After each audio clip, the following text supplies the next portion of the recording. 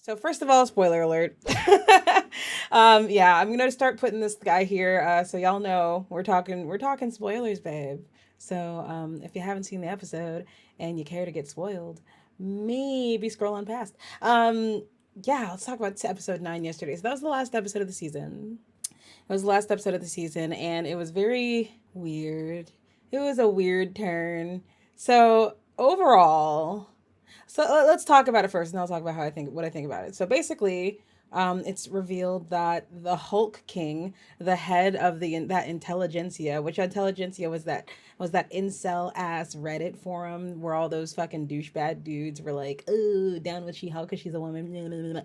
And we find out that the head of it the whole time was that weird guy Todd, that guy that kept trying to date her, and she kept rejecting him. Ugh, I don't know. That reveal, I mean, it makes sense because he sucks. He sucks. But, like, I don't know, man. In terms of, like, a reveal, it felt like a bit of a big troll to the fan, which I think, that's kind of the show. The whole show was, like, kind of a troll to the diehard Marvel fans, like, going, like, no, we're not going to do this show like you want us to do it. We're going to do it like we want to do it. So I get it. I get it. But me being a diehard Marvel fan, a little bit of a slap in the face, not gonna lie. Um, it makes sense that he's the guy because he's such an incel, but I mean, we were kind of hoping for a little bit more. Which, don't worry, we'll get to it. There is some more later, so we did get a little something, something. But we'll get to that later. I also love how his whole thing is that she was quote unquote handed superpowers just because of I don't know, her genetics, and then he says, because like the idea is that he took her blood to synthesize it into a super soldier serum, which I love that she points out like the fucking in how meta it is. Like she points out how like hackneyed this is. That's actually why I ended up liking the episode because later on, like she really like gets really fourth wall breaking and like really points out all of the just recycled shit that Marvel does. And this was just that. Like he wanted to use her blood and make a super soldier serum. And then he says something like, "I didn't just get handed superpowers; I earned them." Right as he literally gets handed the syringe with superpowers in it. Thought that was funny. That was funny. Um, then what else we got here? Then it kind of goes off the walls, which I think it was like intentional that it was gonna do that. So if you're all basically after Todd becomes a Hulk himself, which is already fucking wild, like what the hell? Then Titania busts up in there randomly and starts kicking ass, and then of course Abomination is there. He's there. Emil is there being the Abomination, and then Bruce comes busting through the roof. Like the Hulk just busts through the roof and starts fighting Abomination, and it just didn't make any damn sense. It didn't make any damn sense. So that's why I'm really glad that like they kind of took a turn with Jen saying, hold up. This is my show.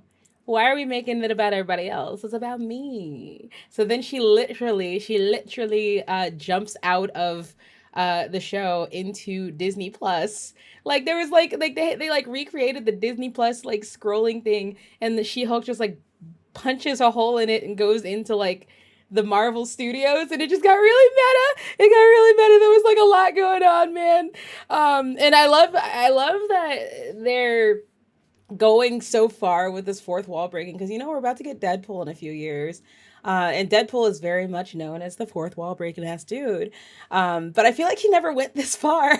I feel like he never could go this far. And the fact that like Disney is open to like taking this many jabs at themselves, like I'm pretty excited for Deadpool now. Like I think they're gonna like really get personal's the wrong word. I think they're gonna take some risks with Deadpool because they took some risks here, and I was like, I'm kind of here for this. I'm also wondering if this counts as multiverse hopping. I really don't know where Jen's whole thing sits in the larger thing, and maybe that's the point. Maybe that's the point that like it doesn't sit with the larger MCU. It's their own thing. They could not. They've been trying to make that point to us since like the beginning of the show. Like they are not trying to fit into any MCU mold. They're not trying to fit into the larger MCU canon. They're just trying to make a fucking law comedy. And I thought that was pretty rad. But of course it is an MCU show, so they have to have some kind of canon. So we'll get to that in a minute. Actually let's get to that now. Bruce has a son named Scar.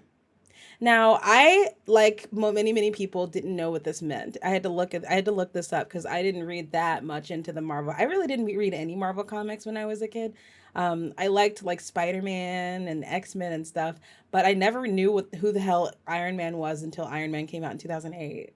I was always a DC person. I read the DC comics, honey. I read all of that shit. But I never read any Mar. Oh, I guess the only Marvel comic I actually read was The Runaways. I read the hell out of that one. That was good, which sucks because the movie was that good or the show wasn't very good. I am tangenting. Scar. Who is Scar? So what they did introducing Scar at the button last part of that episode was all but confirm that there's gonna be a Hulk movie coming that they haven't announced yet. So Scar is canonically Bruce's son, and it comes from the Planet Hulk and World War Hulk storylines. Those are two different storylines. Planet Hulk is about his time on Sakaar. He was banished to Sakaar by the Illuminati. We saw the Illuminati in Doctor Strange. If that sounds familiar, y'all, that was Professor X, Reed Richards. Technically, also Doctor Strange was sat on that Black Bolt, Captain Marvel. Captain Marvel. And who's the last one?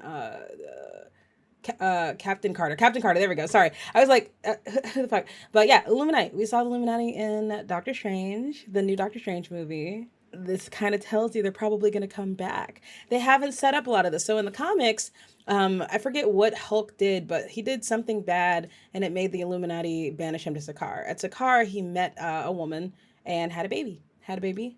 Although she was still pregnant the last time we saw her. Then something happens that kills her. And the Hulk thinks that both the baby and her are dead. And as a result, he goes back to Earth to seek revenge on the Illuminati. So that's the World War Hulk. World War Hulk storyline is pretty much like every motherfucking Marvel superhero all trying to beat Hulk's ass, trying and failing. Thank you for the likes, Smurf. Thank you, thank you. So yeah, that pretty much like him, and that's the idea. The end of World War Hulk, spoiler alert, the end of World War Hulk reveals Scar. Reveals that Scar didn't die, and that was like the very end of it. But now we're seeing Scar in here, so what are we gonna do? So the speculation is that there's gonna be a sort of prequel Hulk movie in the next few years in like phase 4 or 5, probably phase 5. That's going to explore Hulk's time on Sakaar between Avengers Age of Ultron and Thor Ragnarok. Because that was like a 3-year period.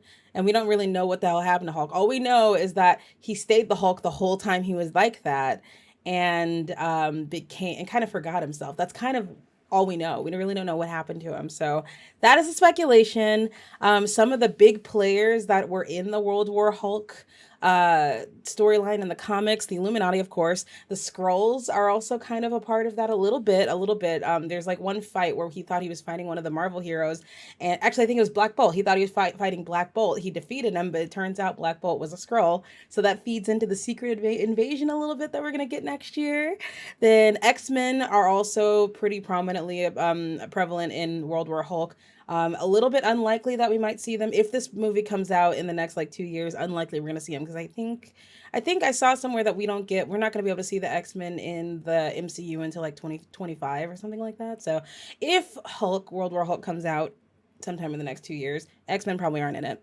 That's a loophole. That's a loophole. The idea is that we're not going to be able to see X-Men in the MCU unless the actor that played them in Fox is the same actor that plays them in the MCU. And that is the reason why we saw Professor Xavier. And I think even one more. There was another X-Men that I think we've seen thus far. But that's the idea. Like as long as the actor that played them in the Fox movies, is the same actor playing them in MCU, they can come back. So who knows? We might even see Patrick Stewart come back as Professor Xavier.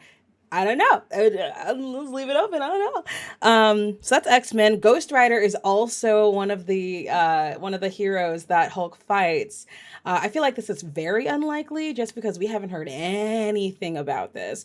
Although it is very much like it's very much on brand for Disney to surprise us like to keep stuff under wraps and surprise us. So maybe we get a World War Hulk movie and they don't tell us that Ghost Rider's in it and suddenly Ghost Rider's in it. I don't know, but that'd be pretty cool.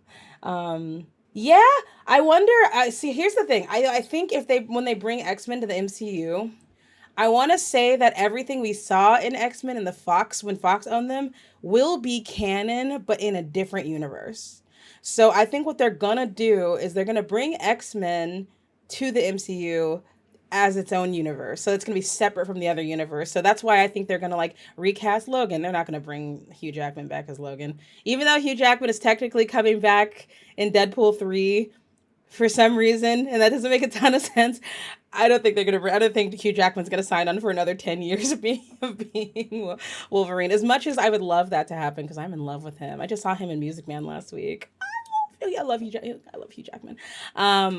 But yeah, it's gonna be interesting. That's my guess. That's my prediction on how they handle that. Um, some another group that we see in World War Hulk is the Fantastic Four. I don't they haven't announced such a Hulk movie. This is all rumor and speculation. They haven't announced this movie yet. If it comes before the Fantastic Four movie, I clock that on. That's when we meet the Fantastic Four for real, for real. We saw Reed Richards. We already met Reed Richards. John Krasinski as Reed Richards in Doctor Strange. That really might have been a one-off for all we know. I thought I saw something like Penn Badgley is being vetted for Reed Richards, which is, I don't know. I guess I can see it. I don't know. Okay, little tangent. Personally, unpops opinion. I loved the Fantastic Four from like 2004 with like that, I forgot his name, Ioan something, whatever the fuck his name is, but Jessica Alba and Chris Evans. Oh my god, I loved that Fantastic Four, and I loved the Silver Surfer. I don't know why people like look on that as like as such a shit series, because it wasn't bad, I think, in my opinion. I mean, I didn't watch the newer Fantastic Four, but I heard that really was bad, so I'm like, yeah, maybe we should be a little nicer to the old Fantastic Four. So I don't know. That's the reason why I have trouble like visualizing some of these actors that are being reported as being vetted for these roles, because I'm just like, I have my own view, I have my own vision. Sue Storm, I can imagine being other people more, because they whitewashed the hell out of Jessica Alba. Like, you cannot take a brown woman and stick blue contacts in her eyes and give her a blonde wig and call her white. Sorry, we're not buying that. So there was nothing, none of us were buying that. I'm just saying, hey, Kate, just Chloe, hello, welcome. But I'm just saying, nobody was buying that. So, and then of course it's 2022, so they're never gonna do that again, thankfully. But anyway, tangent over. I'm excited for them to announce the Fantastic Four, for the Fantastic Four to be officially introduced into the MCU. And I'm gonna keep speculating, and I wouldn't be surprised if it was in I wouldn't be surprised if it was in World War Hulk. It's going to be before their movie. They're going to introduce the group, even if it's a cameo, before their movie. So now it's just a matter of which movie it's gonna be in. And my top contender is World War Hulk, whatever that gets announced. So, and then finally, another group that appears is a group called the Renegades. I don't know a lot about the Renegades. I just know that a couple of their members, we will have already seen in the MCU. So their members, there's another member named Amadeus Cho. I don't know who that is. But Angel from the X-Men is in that group. Also unlikely, because like I said, he was an X-Men. Namora, who is, I think, Namor's sister. We're about to see Namor and Namora in Wakanda Forever next month. So she will have been introduced. And then finally, Hercules. We saw a very, very brief glimpse of Hercules at the end, in the post-credit scene of Thor, Love and Thunder. Played by the one and only Roy Kent. If you've ever seen Ted Lasso, you know who Roy Kent is. I don't know what the actor's actual name is. I just know him as Roy Kent, and I'm always going to call him Roy Kent. And he's playing Hercules, and he looked pretty fucking badass. So I'm pretty excited about this. I wouldn't be surprised if they waited to tease this until like Comic-Con next year. So if they do that, I bet it comes out in 2024. If they do that, or 2025. I don't know. This is too early. This is too speculative and too early. Anyway, going back to She-Hulk, narratively, the way they handled the ending, objectively, was a cop-out. it was objectively a not good way to handle a narrative because we had this whole conspiracy the whole show, and we honestly got no real satisfying resolution to that. At the same time, I really liked going against the grain. It was an interesting troll. It really was a troll on the viewers, on all the viewers that were like that. Basically, the idea is that the way we've been seeing these MCU TV shows, as we've been seeing them as like stepping stones. We're not appreciating them as their own self-contained stories. And whenever they are a self-contained story, all of the fans are pissed about it. Biggest example of this is What If. A lot of people didn't like What If, and the reason why a lot of people didn't like it is because they in their opinion it had no bearing on the larger MCU, the larger Marvel Cinematic Universe. Conversely, you've got shows like WandaVision, and the Falcon and the Winter Soldier, and even Loki, that really did kind of have larger implications on the universe as a whole. Even though I would argue Loki was extremely self-contained. I actually, it was probably my least favorite Disney Plus show, which is kind of an unpopular opinion. But I thought that was a very self-contained story, even though it introduced Kang the Conqueror, as well as kind of breaking the universes and introducing the multiverse to the MCU. Those were very big implications on the larger MCU, and I think that's why a lot of people loved them so much. And then they kind of show a little bit of hate towards shows like Miss Marvel, which I thought was a great show, and Moon Knight, which I actually didn't enjoy Moon Knight too much. But I mean, these other shows, these other Marvel shows that take those choices to be a self-contained show get more hate because of it, because it doesn't have, it's canon to the universe, but it kind of quote unquote doesn't matter in the larger scheme of things. And I really liked that She-Hulk kind of like trolled that mindset. Like, it kind of led us on the whole season to think, oh, this is a stepping stone toward a movie. And then at the end, Jen Walters is just, fuck you guys, this is my show, this is about me, it's not about the MCU, it's about me. So I'm gonna like wrap up my story, and the rest of the stories don't matter. So like I said, in terms of a narrative, sure, objectively unsatisfying ending. But in terms of a commentary on Marvel fans and the franchise as a whole and how we consume the franchise, I thought that was actually a pretty cool way to wrap it up and kind of hold up a mirror to everybody. And that, folks, is She-Hulk. Let's move on to our next topic. Let's talk about Funny Girl. Lord, oh Lord. So as some of you folks know, I took a trip last week to New York, and I watched 15, count them, let's get spoiler alert out. 15, count them, 15 Broadway shows, and one of those shows was Funny Girl, was supposedly starring Leah Michelle. I say supposedly, I'll explain that in a minute. But that's the idea. That was kind of the whole reason why I even wanted to come see the show, is because late or mid-September, early to mid-September, Beanie Feldstein left the production. There was like a whole drama. There's so much drama around this. Let's do a little bit of background. So the show originally was supposed to be starring Beanie Feldstein, and her father is one of the producers of the show. And as a result, that immediately started even before rehearsal started, that already started getting people thinking, oh, nepotism, oh, no, no. Which, I mean, don't get me wrong, is a kind of a valid criticism, because it does happen semi-often, like with Ben Platt and Dear Evan Hansen. That was another situation where, like, yeah, like maybe if they would have actually had a fair audition with everybody, there was probably somebody else that was better, but because that person's dad is the producer, they get in. It's petty, and it's supposition, and it's not, it's really just speculation. But that was a lot of the initial press that was around this production. And then people started coming after. People were initially praising Beanie for being a plus-sized, what's her name, Fanny Brice, a plus-sized Fanny Brice. Representation of plus-size actors on Broadway is still not great.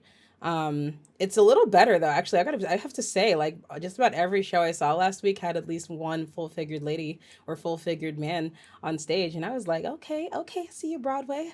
I see you, Broadway, getting a little more diverse. I love it. You love to see it.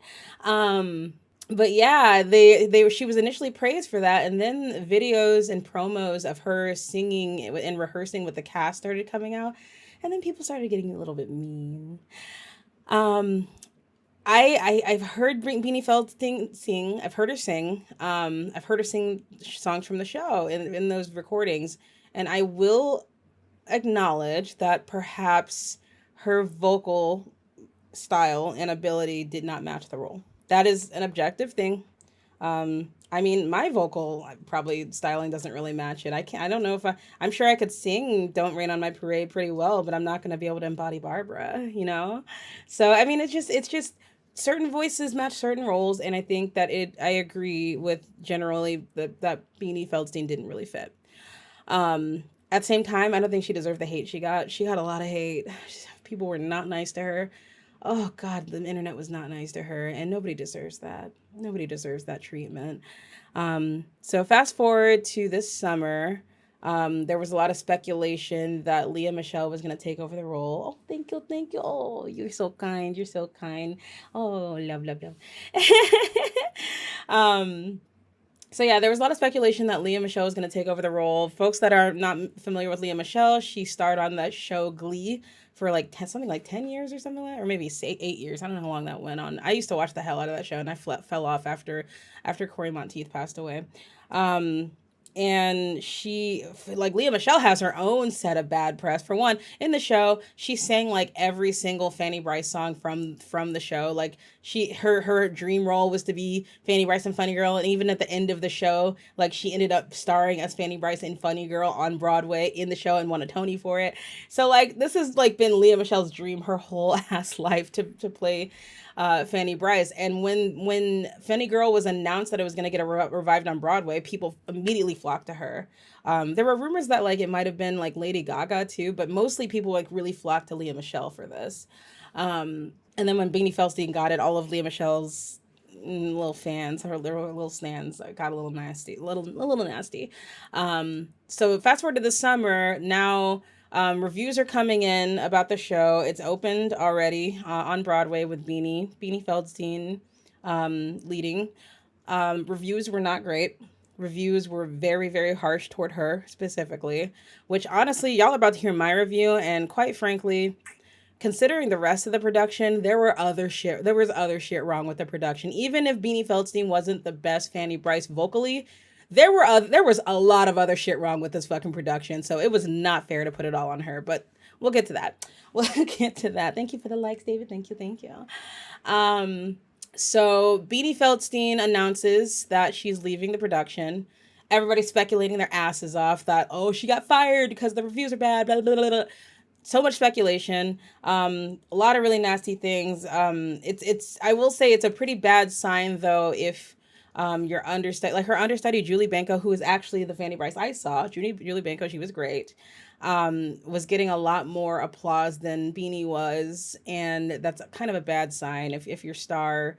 If your alternate is getting more praise than the star, so it's a bad sign. That said, I don't think she deserved any of the hate she got. So Beanie left the show. They finally announced that Leah was gonna join the show. When I saw that, I was like, oh yeah, okay, now I really am gonna go see Funny Girl, because quite frankly, I was not about to go see it. But I was like, oh yeah, I want to go see Leah Michelle. Despite her own bad press around like being allegedly being a diva on the set of Glee and treating excuse me smaller characters on the show worse than her, like that she was just the queen of the show and shit. That was kind of the bad press that Leah Michelle has had pretty much ever since like 2020. That's kind of when it first started coming out. Also, hilariously, there's like a Glee documentary about to come out, so you know the tea is going to be floweth across the land about Glee. But yeah, I really wanted to go see it because I really do think that Leah Michelle is an extremely talented singer. Um, I don't know about her acting chops. I've only ever seen her in Glee, and you know, stage acting is very different from acting on TV and film. I have no doubt that she's probably a pretty good actor. That said, I don't think she's a comedy actor at all. And especially watching the show and seeing how much of a comedy actor Fanny Bryce needs to be. I'm not gonna lie, I didn't see Leah Michelle do it, but just I've never seen her play funny like that. I've never seen her play funny like that. I don't think she could do it. Playing a comedy character, act a character like that is a really hard thing to do, guys. If you don't have like a natural comedic timing about yourself, if you don't draw to comedy easily, it's going to be hard for you to play characters like that. And I really think that, and I was looking at the reviews for Leah, and I'm like, that was my guess, and I was like, okay, you guys confirmed my guess here. Like, a lot of people just, their biggest criticism with her is that she's just not that funny, which is bad. It's bad because, like, honestly, that show is really not that great of a show, and it's really only fun, only good because of Fanny being a hilarious character and an amazing singer. And if you're not nailing both of those things, you're gonna hate the show. Sorry, I'm just sorry. Let's get the fuck into this thing. Oh, first of all, I should also mention I saw Ramin Karimlu in Anastasia. He's playing Mr. Arnstein in the show, Nick Arnstein. So I had actually seen him on Broadway previously, as well as I love his version of Phantom in Phantom of the Opera. There's a recording on Spotify, and I'm obsessed with it. He's also played like Jean Valjean too. He's like a really incredible singer. Unfortunately, we'll get to Ramen Kumula shortly. Let's talk about the premise. So the premise of Funny Girl is that you have a girl named Fanny Bryce. It's based on a true story. Fanny Bryce was a real person. You have a girl named Fanny Bryce who's an extremely talented singer and dancer and very funny. She's extremely funny person. But she's not conventionally pretty, I guess. She's not considered conventionally pretty at the time. Which we can all, I mean, look at the beauty standards of today. Like, who the fuck looks like Kim Kardashian as they climb out of bed? I'll tell you what, Kim Kardashian doesn't even look like Kim Kardashian when she climbs out of bed. Let's be real on that. Beauty standards are ridiculous, and they were back then. So Fanny Bryce wants to be a star. She has all of the talent to do it. Nobody wants to give her a chance. They don't want to put her in the front because she's not conventionally beautiful. Until somebody gives her a chance. They sneak her into the show to do a big number. The crowd loves her. She's hilarious. She makes them laugh. She's talented, and it kind of starts opening up opportunities for her, especially because at that show, there happened to be kind of a rich-ish kind of like a socialite named Nick Arnstein. Presentationally rich, like he's got problems. We'll get to him later. And Nick Arnstein is kind of immediately smitten with her a little bit, and kind of arranges for her to get a bigger opportunity later down the road. So she doesn't see him for a year after that, but then suddenly she gets a call from this big showrunner named Ziegler. Is that his name? Something. Flo. Let's call him Flo. That's what they called him in the show. Flo. I think I'm mixing up with a different show. But yeah, this guy named Flo is like this super rich, like showrunner guy that runs this big theater and decides to make her into a star. And he starts to like trust her and like let her kind of take over, and the crowd loves her. She becomes extremely wealthy over this. She becomes a star. She tours all over the country. And every now and then she crosses paths with Nick Arnstein. They love you. They are really into each other.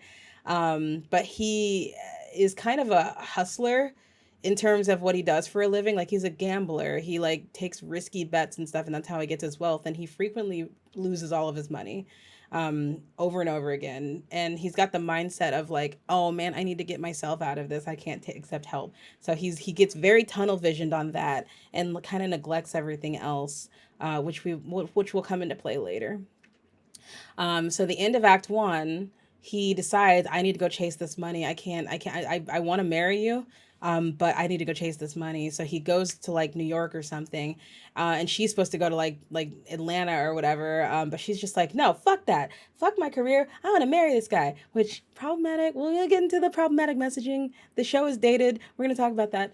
But she's like, fuck that. I want to go marry this guy. So she goes and that's the don't rain on my parade. Don't rain on my parade. Like, that was not the right notes. Hey, Mr. Arnstein, here I am. Like that. There it is. That's the right notes. So she follows him and they get married, and she kind of gives her career up a little bit for him. And they have a baby. But because he's like a hustler for a living, like he's got money now. At the beginning of the marriage, it's great, but then he loses all his money again. He just keeps losing his money because that's what he does for a living. He's a gambler.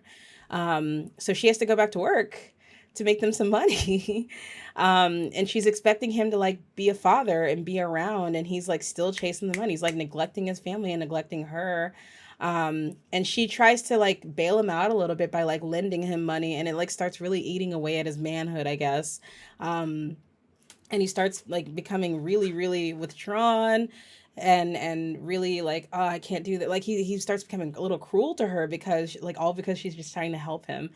And even later in the show, other people were also co-signing that behavior. Like her mom comes to her and says, "You're pushing him away. You gotta, you're emasculating him." Blah, blah, blah. And I'm like, that is so problematic that that you're telling your daughter that. Like it's her fault that their marriage is falling apart, and not the guy that keeps gambling all their fucking money away. Like, sorry, we'll get to that shortly. um, but yeah, the show pretty much ends with her resuming her successful career and him getting imprisoned. He goes to prison because he did something super risky and it got him put in jail. And then when he gets out of prison, they end their marriage, and she's really sad about it. But she's like, at first she was like, "Oh, I'll change, I'll quit my career." But she's really relieved when he says, "No, no, we should just divorce." And then she's just like, "Oh, thank God, because I want to divorce you too." So that was kind of awesome that like she had that realization. But I don't like that she was willing to take. I don't even like that she was willing to give it all up for him, because he didn't deserve it. But thankfully, he knew he didn't deserve it and refused that from her. Thankfully, he did that, and that's the end of the show. So let's talk about what I thought about it. Let's talk about the good. So, like I said, I thought I was under the impression that I was going to see Leah Michelle. I did not. I showed up on a day where her alternate was playing. Was initially very disappointed because I literally, the only reason why I was gonna go see that show was because of Leah Michelle. I ended up being pretty happy about this though, because like, for remember what I said. I think I didn't realize how much of a comedy actress you have to be Fanny Bryce, because I'd never seen the show. I went into it totally cold. And I didn't realize you have to be a comedy actress in order for in order for the show to work. And Julie Benko is an incredible comedy actress. That girl is funny. She is funny. She is like just about one of the only things I liked about this fucking show was her. And I am very, very pretty reasonably sure that Leah Michelle would not have been able to deliver the way that she did in terms of comedy. I do think Leah Michelle is a better singer. I think that Leah Michelle. Don't get me wrong. Julie Benko can blow. She's got pipes. She can fucking sing. That said, I think that Leah Michelle's voice fits the role more. Like she could have, like the performances of the songs that Julie did were good, but I know that if Leah did those same songs, they would have been like, whoa, like it would have been insanely good. So the biggest thing I loved about Julie is that she wasn't trying to be Barbara Streisand. I feel like whenever we would see Leah Michelle perform the Funny Girl Fanny Bryce songs in Glee, she was trying to be like Barbara, being super over the top, like whoa, like that. Whereas like this, sorry, that was weird noises that just came. But do you know what I mean? Like I'm trying to think of a song like "Hey, Mr. Einstein," like that. She's trying to be like super grand. Whereas like I think Julie Benko was just like, "I'm gonna sing this like I sing it," and I'm like, "Go girl, you do it. I like that you sing it like you sing it. I don't want to sing. I don't want to hear her songs sung like Barbara. I don't want to hear her song sung like Lee. I want to see them. I want to hear them sung by Julie," and she did that. I really loved that. Her, especially with "Don't Rain on Parade," like her "Don't Rain on My Parade" was very different from what I've heard both of the other actors singing. So loved that. But yeah, the actor that played Eddie. So there's like a character named Eddie who is basically like her childhood friend that like always believed in her and loved her, but she didn't love him back for some reason. I don't know. And that actor, honestly, if I'm being honest, the actor as an actor wasn't, his acting skills could use some work. And even his singing. But that dude can tap. He is a tapper. That dude can tap dance. Like the tap dancing in this show was so if Julie Benko and her comedy acting is the number one thing I loved about the show, the number two thing I loved about it were all the tap numbers. And honestly, the other dance numbers were pretty fucking mid. I'm not gonna lie. Especially considering it was a Broadway show. I was extremely underwhelmed with just about every dance number except the tap numbers. You could tell that they put a lot of care and a lot of TLC into those tap numbers. And you can even tell because like when you look at the playbill, they specifically credit the tap dance choreographer. You had a normal choreographer and a tap dance choreographer. If they're gonna separately credit the tap dance choreographer, you know the tap dancing in that show is fucking off the wall, and it was like it was so damn good. Unfortunately, unfucking fortunately, that theater has a really bad sightlines. I'm gonna educate you guys if you don't know what sightlines are.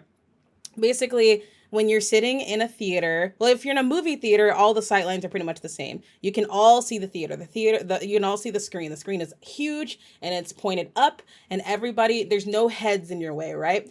Unfortunately, in live theater, depending on the house you're in, you might have somebody's head in front of you if you're behind someone.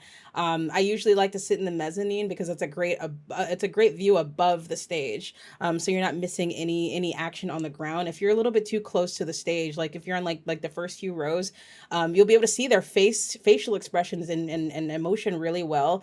But if there's anything happening on the floor or with their feet, you're gonna miss it. So that's the reason why I like to sit in the mezzanine. And unfortunately, some houses are great. Some houses are like very steep, so that the seats behind you are high enough over your head that your actual head is not obstructing their view of the stage. Some houses are really bad about that, and they're like almost flat, so the point where like people's heads can be like covering up entire portions of the stage. In my case, I had a very tall, bald gentleman covering up the entirety of stage left, like a whole, and I was like begging, I was like praying to the theater gods before the show started. I'm like, please, please, please let most of this blocking not be on stage left, because I am gonna miss all of it. And it happened. So when Eddie had this amazing initial tap number, I missed the whole fucking thing. I could hear him landing the taps on the ground with the music, but I couldn't see his feet like 80% of the time. I missed just about the entire fucking number.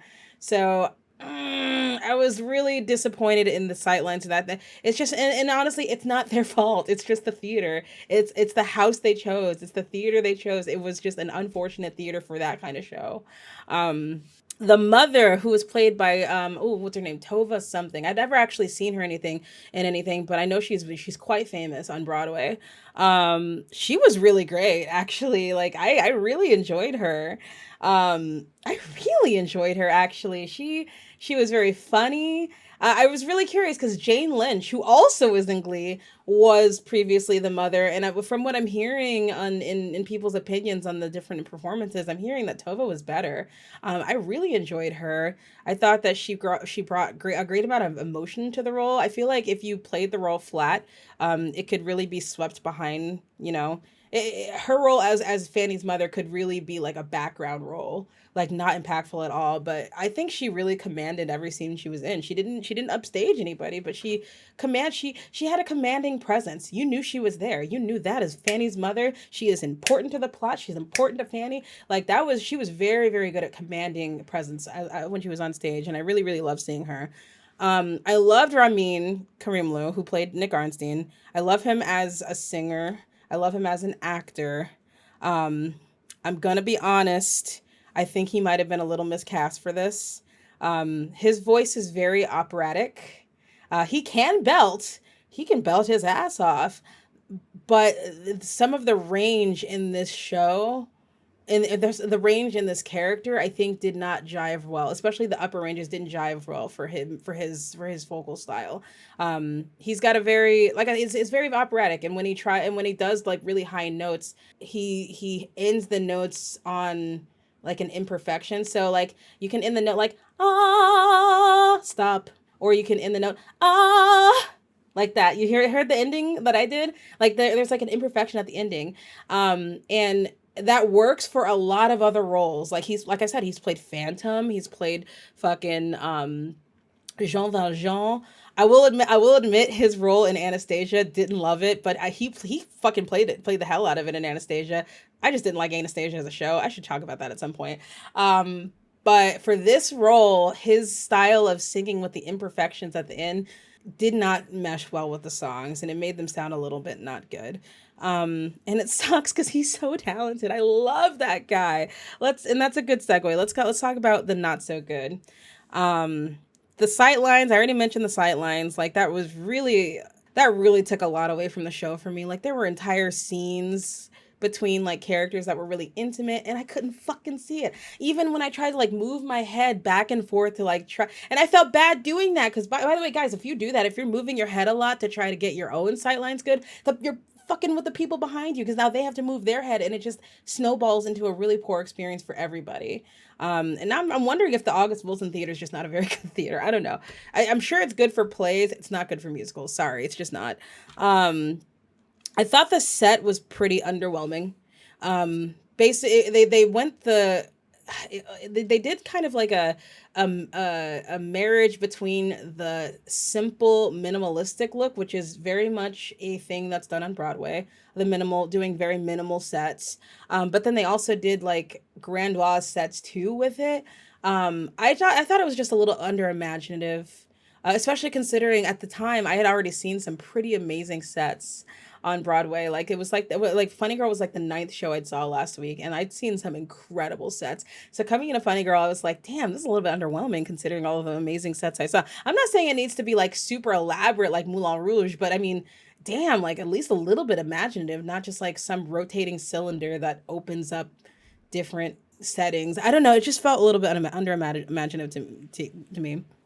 There were some pretty awkward transitions too, and I think this has a lot to do with the set. It has a lot to do with the set and their choices with the scenic design, but also the writing. Also, the writing, like the show has a lot of like transitional songs and transitional reprises and stuff, and those are meant to transition to the new set.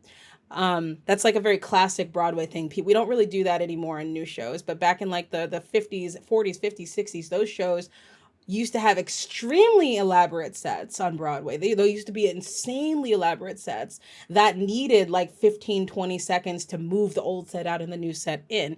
New Broadway's not really like that. And this show didn't need it. The show was like minimalist enough that you did not need these reprise transition songs because they feel out of place. Um, it's not so. I mean, you can like forgive it if they're like changing a set behind, but they kind of weren't. Like it's because it's such a minimal set that they would just like random characters would just come on and just sing a song and leave, and it just doesn't jive well with current Broadway. It's a very antiquated method of playwriting, and it just doesn't fit anymore. And I think they could have cut those. That's something. If you guys didn't know, that's something you can. That's something that happens a lot in revivals when classic plays and musicals get revived. They are subject to be slightly rewritten, slightly trimmed, songs added, songs totally changed, characters added. Like when you revive a show on Broadway, like they're subject to have changes. So it's very interesting that they chose not to change that. You can cut reprises, you can cut songs, you can do that with revivals, and they just chose not to. And I thought that was a little odd. The ensemble numbers were pretty fucking bland, man. And like I said, like this was the ninth show I'd seen last week, and I had seen some incredible shows at that by that point with insanely good ensembles, extremely talented singers, dancers, actors, like some of the most talented people in the fucking world. And then I come into Funny Girl, and all of the ensemble numbers are the most mid numbers I've ever like. The choreography was just so boring. Choreography is supposed to look hard. It's supposed, or correction, it's supposed to look effortless in what they do, but it's supposed to wow you. You're supposed to go like, oh my God, my legs cannot do that. What the hell? Holy shit. And this one, like they just weren't utilizing their dancers. You could tell they could dance. The tap numbers, amazing. Every other number, not. And I really think that was just a prioritization thing. I think they just really wanted to focus on the tapping. In that case, you should have made every number a tap number. If you were just going to do that, don't phone it in on the rest of the numbers. Make every number a tap number, right? I don't know. That's just me personally. Not to mention, again, with the sightlines being so bad, I couldn't even see most of the damn numbers. This guy's head was in the way the whole damn time. I think I took a picture of it. I should just put that shit on Facebook. I'm not on Facebook anymore. I should put that shit on Twitter because, like, I swear, I can't describe enough how much of the stage was blocked by this guy's head, guys. Like, it was just, like, a really shitty experience. So, going back to Ramen, we already talked about his vocal performance and how is great a singer he is, and he really did do a good job. I do still think he was a little miscast. I also think that the character of Nick Arnstein they were doing too much with. I feel like they should have focused more on Fanny. Like they gave Nick Arnstein like 3 songs. He had like 3 entire songs to himself. There was like and like I don't know, it just didn't seem very it didn't seem like the interest of Nick Arnstein is his connection to Fanny, in my opinion. When you're watching the show, you're watching for Fanny, and the only substance that Nick Arnstein brings is what he provides to Fanny. And taking Fanny out of it took me out of it. I'm like, I'm not interested in Nick Arnstein. He's kind of a piece of shit. Like he's a hustler, he's a gambler, he gambles away all her money, he treats her like shit. I don't like him. I don't want to see him do a song, you know? And there was like a whole song he did in Act 2. I don't know if the original production was like supposed to I don't know if it was like this in the original production, but the song, I don't even know remember what it's called, but it was pretty much like a rip off of Luck Be a Lady from Guys and Dolls. If you've ever seen Guys and Dolls, there's a song called Luck Be a Lady Tonight. It's a great, and it's actually like a jazz staple. Like you've heard like Dean Martin and stuff sing, and Frank Sinatra sing it. Like that is a jazz staple. Um, and in that show, in Guys and Dolls, that song is supposed to like be done like in a sewer, a dank ass sewer with a bunch of businessmen wearing suits and hats and briefcases, and they're all going down there to gamble. And it's all like Vegasy. You've got like the neon signs and stuff, and it's like it's a huge dance number with a lot of dancers, not just 5 dancers. Like there's like 15 dancers all doing insane choreography on stage. Not to mention the main character who's singing it also is a great dancer. So it's a great number in Guys and Dolls. They had like almost the same exact feel for this number in Act 2 for Nick Arnstein, except it felt cheaper in that there's only 5 dancers and plus Nick Arnstein, and bless Ramin Karimlu, that man can't dance. I don't know why they pretty much had his choreography was pretty much do a spin, clap, and sing. Do a spin, clap, and sing. That was his whole choreography. He did that like 6 times. Where like all these other 5 dancers are doing all these like crazy, albeit still pretty underwhelming choreography, to be honest. But I mean, at least they were doing choreography. They were like showing off their dancing ability, and he's just in the middle, just like existing. I don't know. I don't know whose choice that was. I don't know who the hell thought it was a good idea to give him a dance.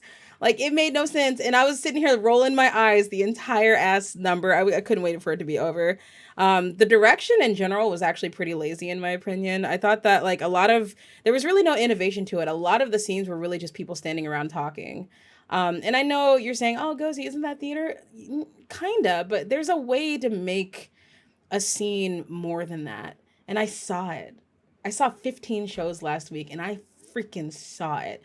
So there you can have extremely innovative direction, and this direction was lazy. They pretty much just said, go stand over there and talk. And for a show that's not that's relying so much on its lead, to have scenes like that where the lead's not in it, those scenes are gonna drag. They're gonna drag the show down, and they did. I'm sorry, they did. And honestly, I think just overall, this show's just not my cup of tea. I think, and that's okay. That's okay. There's like, you're not gonna like every fucking musical and play out there. You don't like every movie out there. You don't like every song out there. Like, it's okay to not like something. And I think in this case, I think this is just a show I didn't like, and that's okay. I still love Broadway. Let me move on to my verdict. I think that this show was written from the ground up for Barbara Streisand's voice and her acting chops. It wasn't written for anybody else. Every other character is pretty much shoehorned into the show to be a support for Fanny. Not a bad thing. The only real criticism for that I have is I wish they would have like committed to it and really made it about Fanny and stopped trying to like half-assedly bring other characters in and focus on the other characters. Just focus on Fanny because that's what we're here for. This show is very clearly made for her. Very belty singing numbers. That are undoubtedly, if you go see it with Leah Michelle, I guarantee it, she is gonna blow you away with those songs. And there's a lot. There's like 6 or 7 songs, or maybe 8 songs in there where she's just fucking blowing. She's just singing like her ass off. And I guarantee you were gonna enjoy the performance you give from her because she's an incredible singer. That said, acting wise, I hope she has got some comedic chops. I don't think she does. I think that a lot of the jokes are going to fall flat with her. So If you're gonna go for the songs and stuff, and hope that the acting comes with it, because that's kind of all I think you can really ask for here. It's the revival. It was definitely the show was revived to make people want to see the lead. They revived this to have a big name as the lead. That was it. That was it. There's really nothing else going for this show other than the tap numbers, but there's only like two of those. So it's like, yeah, I say go see it, if only to see Leah Michelle sing the fuck out of a role. And even Julie Benko, she was incredible too. Honestly, if I recommend going to see it with Leah just because like you want to hear her sing these songs. But if you want a more pleasant viewing experience for the whole show, go see Julie, because I think Julie's probably gonna be a little more entertaining in terms of the acting. With that said, that is my opinions on funny.